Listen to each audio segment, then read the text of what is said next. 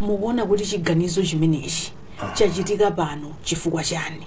Lachita ndi boma ili limene tikunena zokuti incoming president wake akulumbiritsidwa pa lowerukali kapena ndi boma limene likupitali? Tiyambire pamenepo. Okay, ine mwina sindiyankha kuti lachita ndi boma liti, komano ndingoyifotokoza pang'ono mwina nkhani ya mafutayi. Zokuti mafuta athu timagulisa motsika kufanana ndi mwina zimene zimalowa mafutamo, I think ambiri timadziwa. Nde pamakhala nkhani zambiri zimene zimakhala zokambidwa kodi chifukwa chani kukhala ngati mafuta athu tikuwayika pa subsidy, kuti we are subsidizing mafuta athu, kukhala ndi zingongole zambirimbiri kuti tsogolo la mafuta mwina limakhala lovutavuta. Inuyo mutha kukumbukira kuti mafuta athu tidakweza komaliza mu November 2023. Kutanthauza kuti panopa tikuyandikiraso November 2025, almost 2 years tisanakweze mafuta ako. Mano mafuta akhala kuyendayenda pakati pa kusuntha mitengo. Ndefe tidasankha njira chatimati automatic price adjustment, imene timanena kuti mafuta aja akangokhala kuti akwera kapena kusika ndi I think amati 5% plus or minus 5%, timayenera kuti automatic price mechanism, APM, ena umana kuti taonamo APM muchikalata koma ndi automatic pricing mechanism. Tidagwirizana kuti mafuta akasuntha plus or minus 5% tiziunikaso mtengo wa mafutawo. Kwa pakatipa zakhala zisakuchitika zimene zapangisa kuti mafuta athu tizagula pa mtengo wina umene usali woona kwenikweni. Nde bungwe limene limaunikira mitengo ya mafuta MERA idakumana mmene limaunikira mafuta awa kuti kodi ikusuntha bwanji pa misika apa. Nde mu kalata imene atulusa akufotokoza kuti padali kusiyana ndithu kwakukulu pa mtengo umene tikugulitsira ifeyo ndi mwina zimene zimalowa mafuta, zimene automatically zimayenera kuti zipange affect mitengo ya mafuta. Nde mafuta awo akwezedwa kuyambira usiku pa 12 midnight kucha kwa lero. Kwa petrol amene timamugula pa 2530 kwacha pa lita wafika pa 3499 kwacha pa lita, imene ili 38.3% kukwera. Diesel anali pa 2734 kwacha pa lita, ali pa 3500 kwacha pa lita, imene ili 28.02%. Kalata imene yasainidwa ndi wapampando wa bungwe la MERA Charles Kambauwa. Now kuti mafuta msamalowe ndale, that's why nazemba funso lako loyambira lija kuti lakweza ndi boma liti. I think tisamachite attribute fuel adjustment or movement to a government.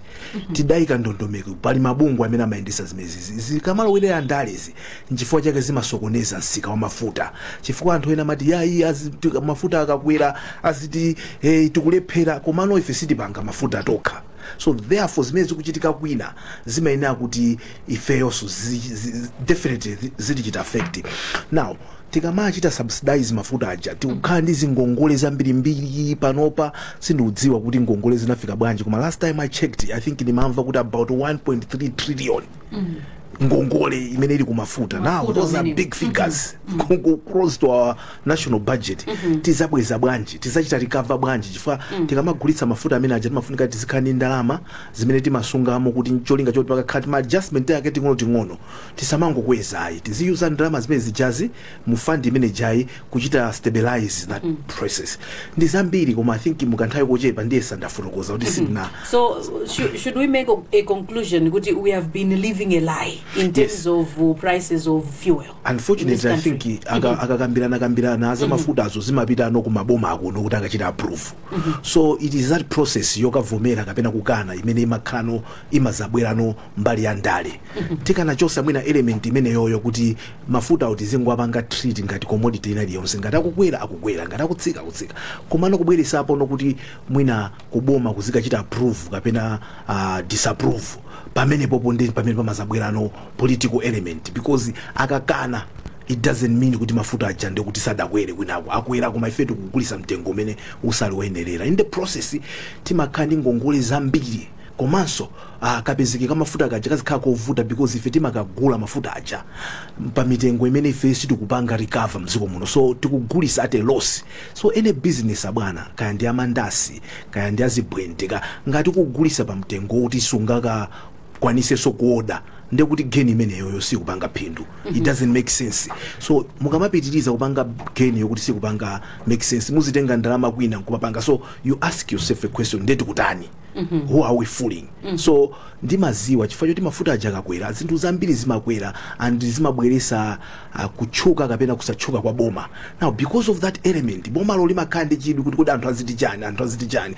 But for me zimangofunika kuti muzichita manage process chabwinobwino, anthu azidziwa pa nthawi imene mitengo yatsika mafuta amatsika, anthu amaongo. Pamenenso yakwera sitingangokwezeratu kwambiri, titamakweza pang'ono ncholinga chokuti anthu azichita absorb that shock, gradually.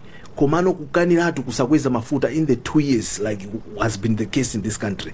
We knew kuti timangopanga manage chifukwa timapita muna kuzisankho. Eventually everybody knew kuti even paka nakhati sinasinthe boma mafuta akanakwera, tasintha boma mafuta akukwera because mitengo imwe timagulitsira ndi momwe tikugulira ndi ukaona mmene chain supply imene mayendera, you would see kuti no timanamizana. Chabwino. Ndi mmene wayambira Wanda Msisha ndithu motinomoza kukwera mitengo kwa mafuta. Mwadzuka bwanji ana Malomba?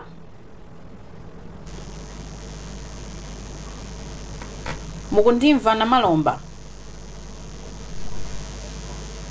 Bwanji, so business city mayendesa bwino tinene zoona in terms of many business, any basic business. So kukwera kwa mafuta ine ndinene zoona anthu akhoza kuzizimuka amene mwina sama they don't follow, koma kwa amene amaziwa amene zinthu zimayendera ali samayembekezera kuti mafuta awa mmene tikugulitsidira apapamu zikwera ndithu. Yes, akwera ndithu mafuta amene wawa. Wanda apapa zikuoneka kuti akuthamanga kuti mwina mafoni wa ateke, komano tikuyembekezera kuti ana Malomba abwere pa line ipa, komanso a Marvin Banda kuti tiyambe kukambirana nkhani ya NIF ndi pa line ipa ndi a John Kapito. Right. Kuti mbuyo munawonso akhala kukamba ndithu kwambiri zokhuzana ndi kukweza mitengo ya mafuta. Ndeti ngwamva kuti kodi iwowa ngati executive director wa Consumers Association of Malawi nkhani imene ayilandira motani. Mwadzuka bwanji John Kapito?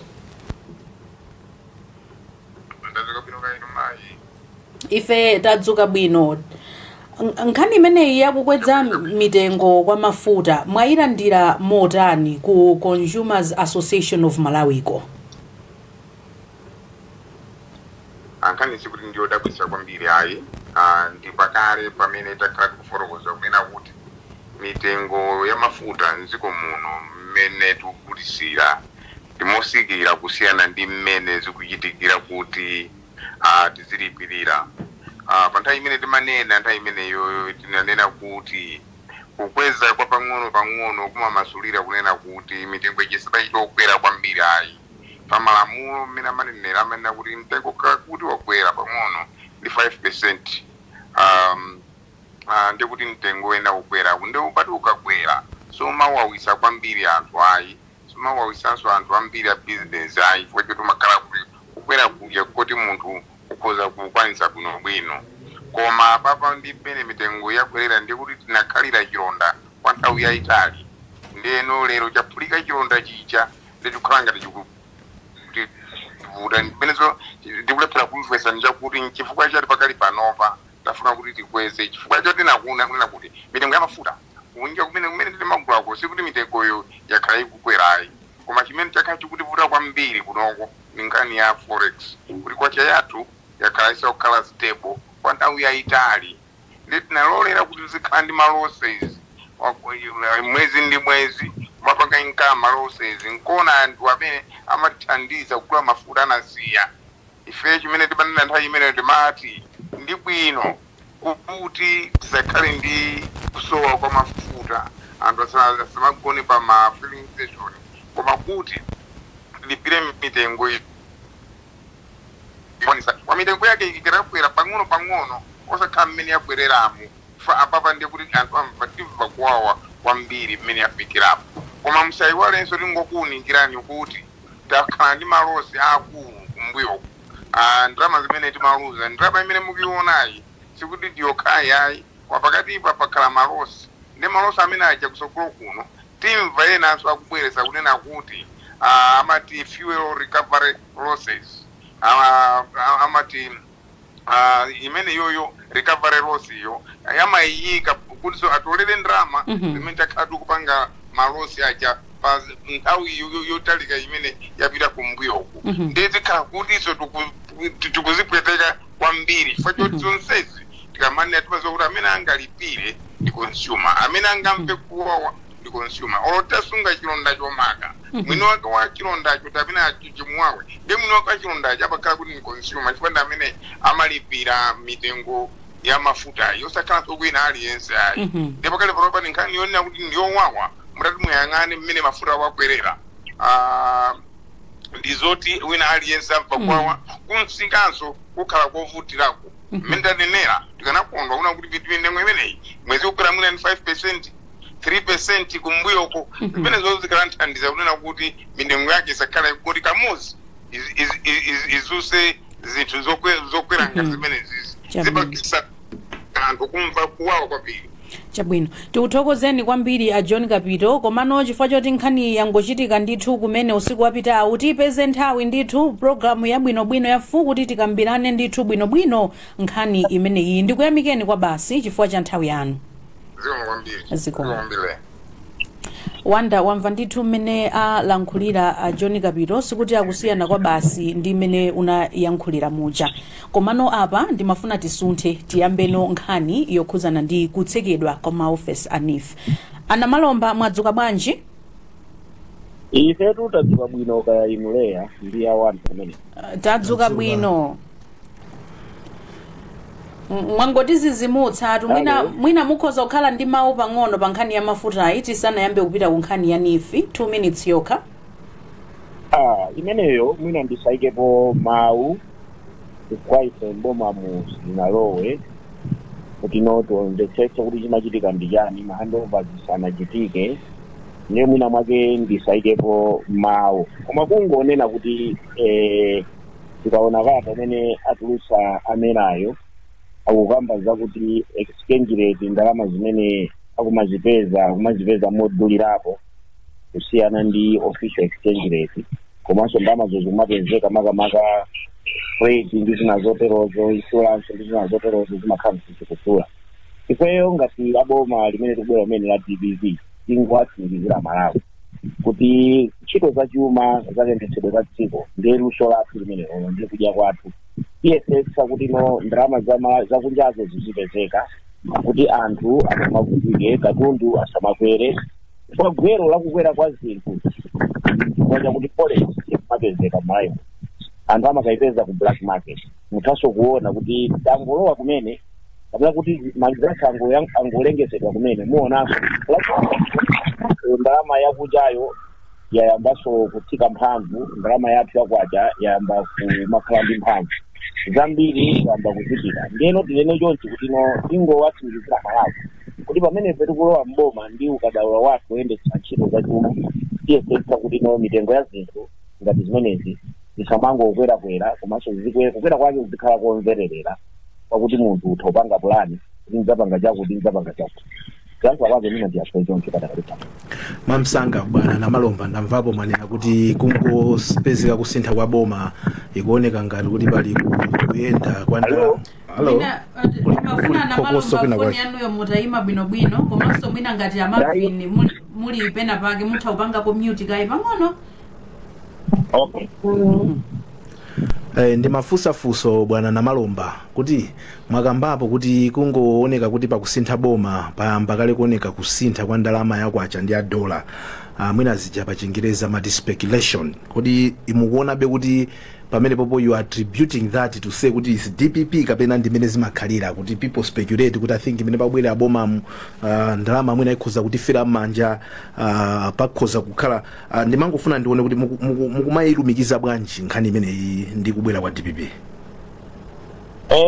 Speculation can be negative and can be positive and pachitika kuti depends kapena zimakhala kuti ndi mmene anthu akuchilandira chinthu chimene chachitikacho decision iyo mu society kumaiko akunja mudzaona kamaneno kuti iya yakusankha minister wa nyuwani mudzaona pa exchange pa stock market zinthu zimasintha mwina ma interest rates kugwa kapena iya ma prices akujena ama shares kugwa komanso ngakhale dziko likamabwerako ku America kuja munaona kuti anthu amene amatha kuluza chuma kapena makampani kuluza mashares yawo izi zimachitika. Ndi chimodzimodzinso kwathu kuno pamene boma la DPP likulowa anthu ali ndi chiyembekezero chabwino akudziwa kuti DPP pa nkhani ya njala imadeweza iya ndiye ngati pana anthu ena amasunga chimanga ncholinga chakuti chimangacho adzagulitse moto ana Malomba afusa nkhani ya forex ya kusintha mitengo kwa forex ndi poti ndi nkhani ndi nthawi yochepa. Let's focus on nkhani imene kuyankha kwake ndikomweko kunena kuti ngati anthu amasunga forex ngati anthu amasunga chimanga nkumapanga hodi kuti aya adzagulitsa modula kapena adzigulitsa modula ndi DPP mmene peti madziwira nkhani za chuma tinene chonchiso tifotokoze mmene nanena muja kuti forex ipezeka mu society ndi anthu aja akudziwa kuti forex ipezeka m'mabanki ndipo peza anthu aja zinamazija kungosunga kumene kuja akufuna adzitaye ndipo zitaya mapezona kuti akudzigulitsa pa mtengo wochipa. Izi zimachitika zikakhaone kuti anthuwo polisi yachi chimene koma limene likubwera ndi polisi lokuti anthu amene amapanga zolakwika akutika nazo. Ndiye tingonena kuti apapa zimene zikuchitika ndi chifukwa chakuti DPP kulowa mboma. Anakhala kuti DPP sikulowa mboma bwezo mukuona zimene zikuchitika kuti zinthu sibwe zinonso zikumatani zikumatsika kapena forex yo ku black market wo ikumatsika. Tingotero kuyankhula kwake. Chabwino tathokoza tipite ku nkhani yokhuzana ndi kutsekedwa kwa maofesi a NIF. Tangoona dzana kuti kumeneko ku maofesi a NIF kulilongwe kunapita apolisi ndikukalankhula ndithu ndi akuti human resource manager wakumeneko HR kuti yayi auze anthu anu aweruke tikumane sabata ya mawa lolemba. Nde kunali apolisi kumeneko kudikirira kuti wina aliyense atuluke dzana limenelo. Tatifotokozereni kuti makamaka amene anapereka directive imeneyi ndi ndani komanso pa zifukwa zanji? Mwina mwake mwandifunsa funso lakuti sinditha kuliyankha chifukwa apolisiwo amachokera ku Malawi Police, Inspector General atha kuyankha bwinobwino. Twanifiwo padakali panopa ali under Minister of Finance, amapanga report kwa Secretary to Treasury komanso kuboma kumeneko ndiye kuti ku SPC kwa Colin Zamba. Chimene ndinganene ine ndi chakuti kuchokera ku office ya president athu elect mkhalidwe umene ukuchitika ndi mkhalidwe woyipa umene anzathu amene akugwira ntchito mboma akupanga ena chifukwa yerekeze ngati kunifiko tikumvetsedwa kuti kumeneko kunali chipolowe anthu kumakatenga ngongole kumapatsana ngongole zonso sikuti ngongole zokuti zokathandizira anthu kuti akagwire ntchito yawo bwinobwino kupatsana ndithu kungopatsana kuononga ndalama zaboma ngati phwando lakuti iyayi popeza tuchoka mboma titengeretu katundu iti zipita pansasa kumayipitsa zimene zikuchitika. Sikunifiko khakonso kuli madema organization ena tikumva kuyemwalayi anthu kumapatsana mapromotion kumeneko kumapanga sichokhangati muli ndicho yankhula kuti iyayi kumalevu talera ndimalizitse kumalevu musandidule yayi kwa nkhani ndiyofunika konsefe ndi pa Malawi ndi Malawi imodzi kufuna kuti dziko lathu sinanga ana Malomba ine takuita nani ndithu kuti mufotokozere nkhani bwinobwino komano timafuna kuti yambe step by step kuyambira paja pamene mwalankhula inu poyambirira kuti inu simungayankhepo ndiye timafuna tiyambe step imeneyo kenakono izi mukulankhula kumapetozi tikupatsani nthawi ndithu. I think leya wanena bwino sitingakuitane na Malomba tizikudulani kuti musalankhule ndimana kuti sitingakuitaneni kenaka ngumakudulani kuti musalankhule koma tinali ndi funso mwanena kuti simuperekapo comment pa funso lomwe anafunsa leya kuti anapereka directive ndi ndani komanso zolinga zinali zani. Tefunso ndilokuti mukamapitiza kuyankha kodi mwayambapo kugwira ntchito inuyo ngati amene boma limene likuyembekezera kuti liloweruka lino chifukwa ziganizo zinazi akumapanga ndi ndani nanga si tikufuna tizimvesesa. Mwanena kuti NIF mapanga report to Ministry of Finance kwa Secretary to the Treasury, who is now giving orders to say kuti panopa are you involved inuyo padakali panopa ndi transition ikuchitika papa pa ziganizo zina zimene zikuchitika mdziko muno? Wanted clarity on that. What is your involvement at this stage? Ifeyo, thank you, zikomo kwambiri chifukwa cha funso limenelo. Involvement yathu padakali panopa ndi imene mwaonera kata imene tinatulutsa yokuti kudzudzula nkhalidwe oyipa kumene ena akuchita mu boma. Ndipo dzudzula apa tinatulutsa statement. Komanso podzudzula apa ndekuti kumakhalanso ndi mwina mwake ndondomeko yakuti kukumana ndi a secretary to president and cabinet ndikuwafotokozera kuti tikuona zakuti. Ne iwowo kofesi kwawoko ndi ameneno amaona kunena kuti iyayi apa tipanga chakuti, apa titenga apolisi apa aloya apa tipange mwakuti. Chifukwa chakuti ife tafotokozera. By the way, iyi ndi transition. PC apolisi apa akugwira benchito, SE akugwira benchito, apolisi akugwira benchito. Koma ifeyo ngati tikuona zolakwika zikuchitika sikufuna kuti dziko liwonongeke chifukwa chakuti akuti pali transition period. Ndiyeno timakhala nawo paso panga komera pano kuti SPC ma meeting itakhala nawo ndipo takumana nawo ndipo kufotokozerana kuti tingaende bwanji kuti zinthu zimene zisachitika. Ndiye kuti koma kunena kuti direct order kuti apita kunifi katsekeni mwakuti imeneyoyo mwina mwake amene angayankhe ndi SPC wo kapena akupolisi kapena akunifi komweko. Kuti ife tingayankhe kuti atinalamula kuti ipita katsekeni mwakuti talamula kuti ayikatsekeni kapena ayotseni wakuti pantchito kapena talamula kuti kapangeni zakuti koma ife tikuwadandaulira ndikumadandaulira ma controlling officer awo ndikuwauza kuti zimene ngati mupanga zolakwika zimene zoti mumpeza nazo tsoka.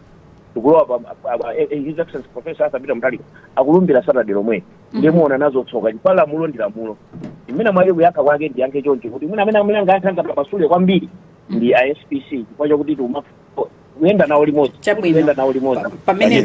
Pamveka komano ine funso langa mwina lansanga lina ndilo kuti mmene tidapangira malamulo constitution section 81 section 3 imene ikukamba za transition kuti president wina azalumbiritsidwa patapita masiku asanu ndi awiri 7 komanso asanathe masiku 30 zikutanthauzabe kuti achakwera padakali pano mbenda president kufikira Mutharika atakhala president. Kodi akulankhulana Mutharika akuyankhulinsana ndi achakwera because achakwera is still very much in charge kuti iwowo ndi amene aziyankhula ndi maofficers awo amene adakali nawo mboma mudhani imene mukunena apa kuti khangati mwamba mwayankhula ndi SPC mwina mukuyankhula ndi anthu.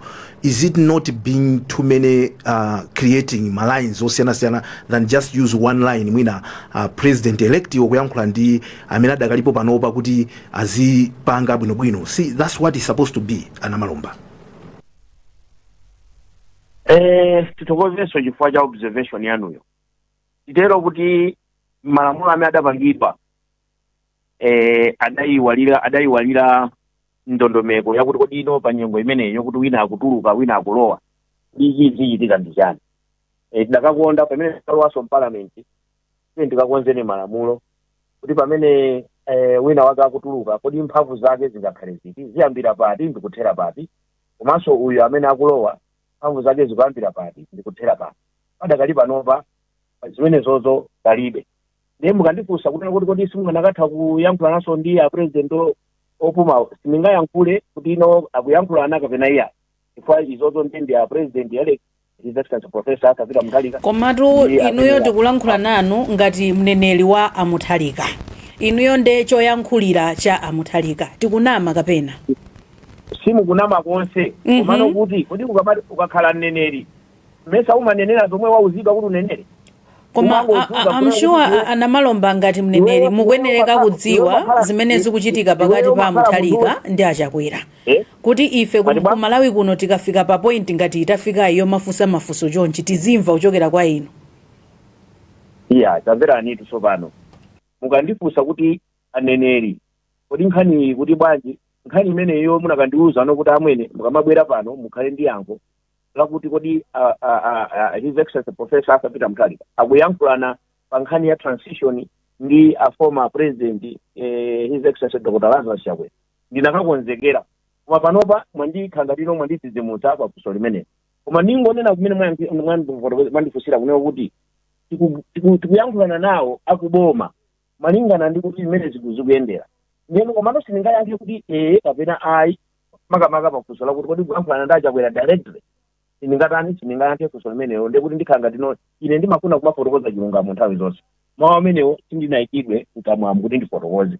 Ndiye mwina mwake ndibwererenso popeza ndine mneneri ndine chongotengera mawu chabe ndikafunse kuti kodi pamene papa ku office yanu bwana mukuyankhulana ndi anzanuwo pa nkhani ya transition koma chimene ndikudziwa ine ndichakuti ifeyo tikukambirana ndi SPC ngati boma incoming government kuti tione kuti kodino zimene zikuchitikazo atha kuzipanga contain within the law, komanso ifeso we should not break the law, because ungofikanso kulamulira kumene kuti asanalumbire, you are breaking the law. So you must use the structures that are there. We are hoping kuti tikapita ku parliament tikaike ma procedures akuti pa nthawi imene yenyengo imeneyi kodi tizaenda bwanji, zinthu zakhala bwanji. Yankha kwa chimene ndiyakito. Yeah, Leah, ndikwamvisisa koma ndikuona ngati kuti mwina ndiza straightforward mukuganiza kwanga, because maiko anzathu ena mapangaso chimodzimodzi. Muzaone ku America amaponya vote November, president amazabwera January. So padakali panopa nkuvesesa kwanga mwina kuli malamulo ku America, kuli malamulo. Yeah, ndene kulibe tu malamulo amene. Okay, ndene mafuna ndifotokozere mwina anamalomba ndokuti until president wina atalumbiritsidwa malamulo amanena kuti mu office mwa president simakhala vacuum, kutanthauza kuti a president omwe alipowa akugwirabe ntchito yawo ngati president kufikira atapasira amene akubwerawo. Ndoti ziganizo zimene zikuchitika panopa achakwera sangazakane kuti iye achifukwa choti tinali mu transition, so therefore ziganizo izi sizanga. Ziganizo zawo sangazikane. Ndi pamene ndimanenerapo kuti ziganizo zawo.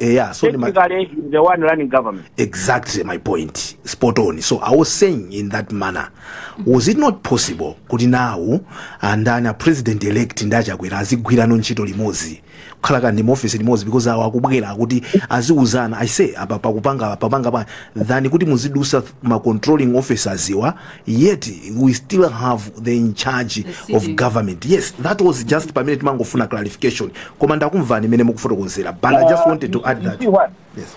Mwina kuyanka kwa bit yankitonzi. You not expect kuti ai achakwera ndi amutalika akhala pa meeting kukumana kupanga mwakuti. Achakwerawo auza SPC, president athu kunonso auza timu ina ake ndikumakambirana. So from that angle nganeno kuti akulu wa maofeso akukambirana, akuyendera ntchito limodzi, akugwira ntchito limodzi. Koma mukaneno kuti SPC akupanga zinthu zimene achakwera sakudziwa, mwina mwabe mukayika nkamwa SPC wo kuti no wenu simunafunsa kuti zimene mukupanga ine achakwera kudziwa. I think program izikhala balance.